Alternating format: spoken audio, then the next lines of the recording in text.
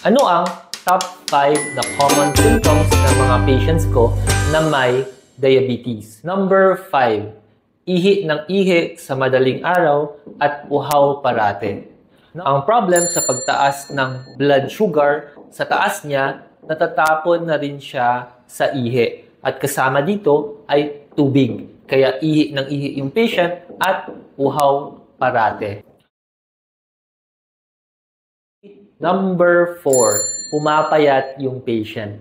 Actually, takot kami pag pumapayat yung patient at tumataas yung blood sugar. Kasi ang ibig sabihin nito, yung blood sugar ay nasa dugo lang at hindi nagagamit ng ating mga tissues like muscles. Ayaw namin to kasi malaki yung chance na magkakomplikasyon na yung patient. Number 3, pangingimay sa ating mga kamay o paa. Isa sa mga unang nadadamage ng mataas na blood sugar ay yung mga nerves ng ating kamay at paa.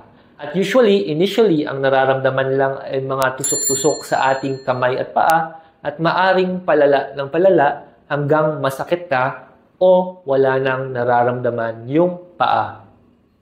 Kahit natusok na.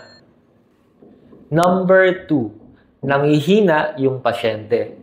Usually, nangyayari ito dahil nasa dugo lang yung blood sugar at hindi nagagamit ng ating katawan.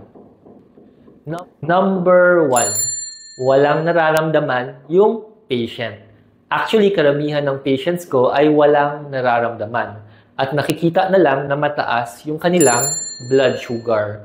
And gusto actually namin sila makatch na wala pang nararamdaman para maiwasan yung mga komplikasyon ng diabetes.